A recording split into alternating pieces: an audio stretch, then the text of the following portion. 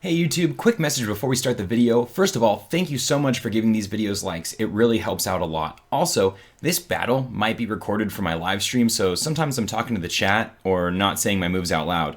Other than that, I wanted to let you know that I'll be on Intel's next top live streamer. You can vote for me on intel.gg starting July 9th. And on top of that, I'll be commentating the Pokemon National Championships on July 5th and 6th. Go to twitch.tv/Pokemon to find out more. Hey, what is up YouTube? I have a really awesome set of battles for you here.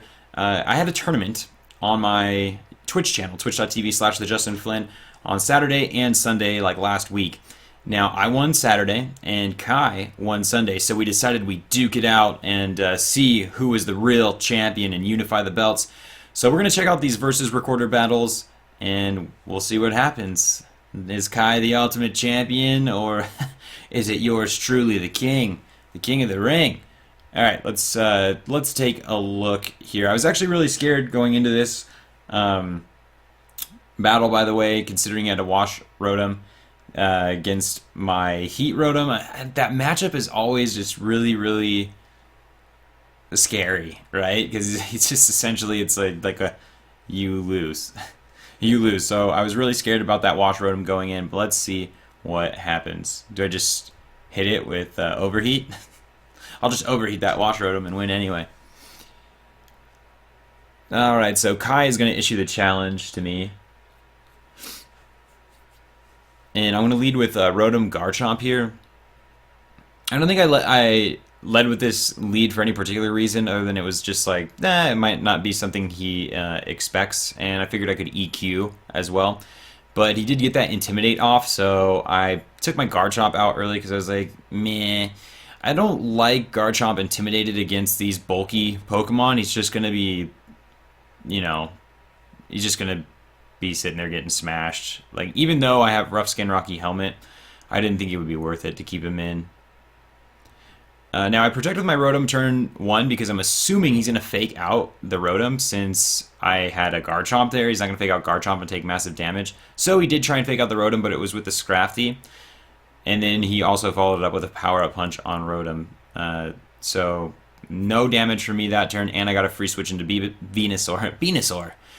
A free switch into Venusaur. Now, he does connect with a massive return here, taking me down to 72 health. This is where it got kind of scary, and I thought I would do more damage to the Scrafty, but he was just so crazy bulky. I doubled up on him with 2 special attacks and barely did 50% damage, so it wasn't looking good at this point. And he gets the crunch off on Venusaur for 24, or taking me down to 24 health and lowering my defense. Great. Good for you. But he decides to switch out the Scrafty, not sure why. I go with the Protect on Venusaur because I cannot lose it this turn. And Kangaskhan goes with the Power Up Punch, probably trying to get rid of me, but he misses, and I nail a clutch Thunder Wave. They're really shutting down this Kang. I needed to make Kangaskhan slower than me. So now that I was in a really good position. I put the Rotom to sleep, which was huge. And then let's see what happens here. And I'm going to Thunderbolt Kangaskhan, that's right. And he's going to go Power Punch, but he goes for the Rotom. I'm assuming that he thought I was going to switch back into Garchomp, considering Venusaur's health was so low. So I think that's why he might have Power Up Punched on the Rotom, which seems like a silly decision, but I understand where he's coming from. Now he withdraws the Wash Rotom because he knows I can outspeed it now, and I would have totally done a Giga Drain. But instead I actually Protect again, and I don't want to take any more damage really onto that Venusaur. I don't think it's worth it. However, he gets a really clutch critical hit here. This was going to be a big turn for me, burning that Aegislash, but no dice. So I send in Gardevoir, and I really threaten both of these Pokemon here. However, of course, I know Kangaskhan can Sucker Punch, so I just switch in Garchomp there.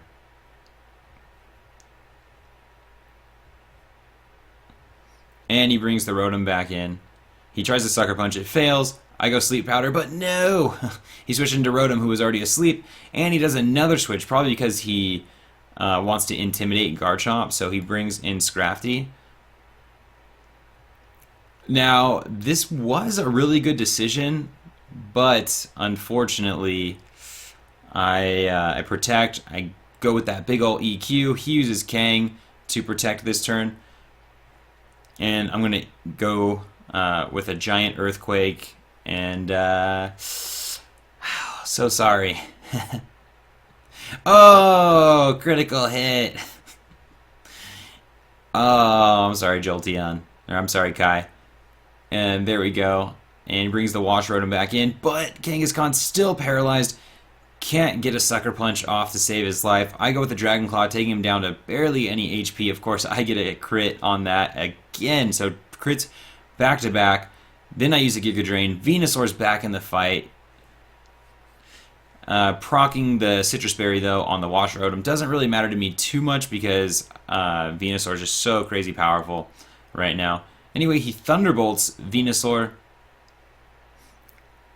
And I really thought that he would have got me here on this next turn. But the paralysis, too strong. The paralysis is too strong, and no Sucker Punch for Kangaskhan. And I Giga Drain with the Wash Rotom protects. So I'm in a pretty good position at this point. I've taken out his Mega, I took out Scrafty, and he's pretty much just left with a washing machine. Just left the washing machine, that's it. Just chipping away really at it. Unfortunately, he avoids my Sleep Powder again, and then Hydro Pumps me, but Garchomp eats it up pretty much. Now Rotom protects, and then I'm going to Earthquake. I just want to start getting rid of Aegislash here. And I'm not too worried about the damage I do on my Venusaur, because I'm already, he already lowered my attack by a stage, so I didn't think I would feint it unless I crit it, which would be terrible, but I didn't. And then the Shadow Ball from Aegislash does get rid of my Venusaur, so no big deal there. Because I got some more Pokemon in the back ready to do damage. This is actually a pretty intense moment, to be honest, except for my Gardevoir with Telepathy, so I could EQ all day without worrying. And I'm going to outspeed, so I'll get rid of that Wash Rotom because I am choiced. So I'll outspeed that Wash Rotom, and I'll EQ Telepathy, not going to take any damage to that Gardevoir, and there it is. Get rid of the Aegislash, so that is match 1. That is match 1 of our 2 out of 3. Do I get the sweep is the question. Let's put on match 2 right now. Let's look at these Pokemon. I don't remember if Kai switches it up at all. He's also known as Jolteon in my live stream, so I might say Jolteon or Kai, but it's the same person. So let's take a look. Aegislash, Wash Rotom, Kangaskhan, and Scrafty. I don't think I changed anything because I really liked that my team, how they worked out against his team, so I don't think I changed anything. But let's go back and check out match 2. Yeah, so it looks like he changes here.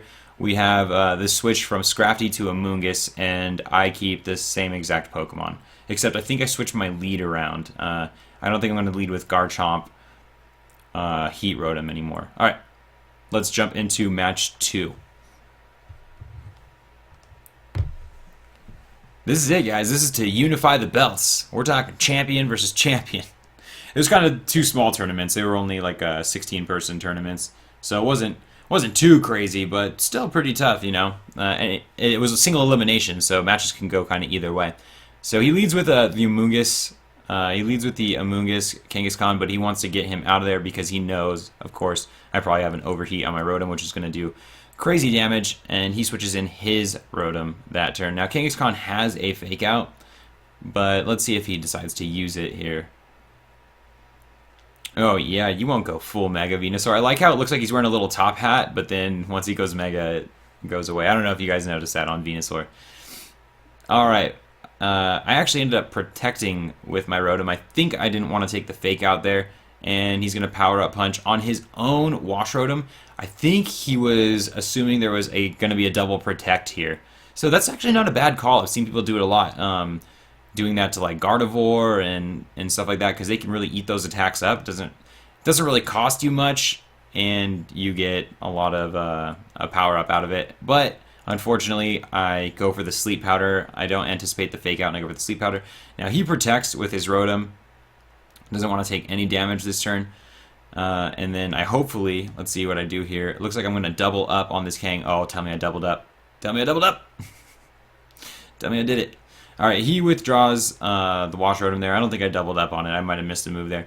All right, and Kangaskhan still asleep, unfortunately for him. Now Venusaur going Sludge Bomb. Boom! I think I was really just like, I got to get rid of this Kang while he's asleep. So I just really went for it there. Now that was pretty much the biggest play of the game, I think, was continuing to just work on Kangaskhan. Maybe he was hoping it would wake up. Sometimes there's really no point in... Oh, that's brutal. I get the super effective Giga Drain off on that Rotom, so it's not looking good at this point, and I'm going to overheat there. Ouch. Ooh, Amoonguss not feeling too good. And he can't switch out. I'm not sure if his Amoonguss is Regenerator. By the way, I don't know if you guys saw that, but he tried to Spore my Rotom. Sorry about those safety goggles. Alright, and then he goes with the Rage Powder, which doesn't really affect Venusaur, and I Sludge Bomb anyway. So it doesn't matter, even if he Rage Powdered. I think he was just trying to take away the potential attack from Rotom. But I Sludge Bombed, so got rid of him there. And we just kind of slow down the Aegislash or get the potential paralysis so he doesn't get a move off or something. At this point, I think I kind of have the match, so I wasn't playing too cautiously. I was pretty much, I think, going all out. Unfortunately, Giga Drain does nothing to Steel type, so I don't even think that I spanked the substitute there. Takes 2 attacks to get rid of that substitute. Brutal. And the second one was a crit, unfortunately. Rotom was slower, so the crit was wasted on the substitute. Aegislash goes Blade Form, but there it is. The paralysis actually ends up holding up. He gets a little bit of life back from the leftovers, and I don't know. I'm hoping I overheat here. Oh no, he actually leaves. I was like, I don't know what I'm gonna do. So Kai ends up leaving. That leaves me as the champion of the world. Out of like 32 people. Out of like 32 people, I'm the champion. So that's kind of cool. Kai is actually a crazy good competitive battler. I think he ran into a touch of bad luck there in round 1, or match 1, I should say, with the stall, or what is it called? The paralysis. I'm sorry, the paralysis on Kangaskhan, and the super clutch critical hit to his Scrafty after he intimidated my Garchomp. And then match 2, I got that sleep powder. Kind of turn 1 pretty much, I think, changed the game. He didn't want to fake out because he knew I was running Protect on both of my Pokemon, so he probably assumed it was going to be a double Protect. But instead, I went with the sleep powder on Kang. Stayed asleep for, I think, like 3 turns, and I got the feint on him. And when you're running a Mega Kang and you lose him that early, that is, I mean, you lose any Mega early and it's detrimental, but especially when Mega Kang's probably like the staple of your team there, that can be brutal. So anyway, guys, I hope you enjoyed those 2 battles. I think that I will start doing more replay battles because they're a little bit faster and they're kind of fun to watch. So hope you enjoyed it. Don't forget, you can check me out hosting the Pokemon National Championships on July 5th and 6th. Go up there, twitch.tv/Pokemon, to follow that channel so you don't miss out. I think that it goes live around 12 noon that day. I'm not sure what time zone that is, but just follow their Twitch channel so you don't miss out. I'm sure you can check out more information on Pokemon.com. I will see you soon. Peace.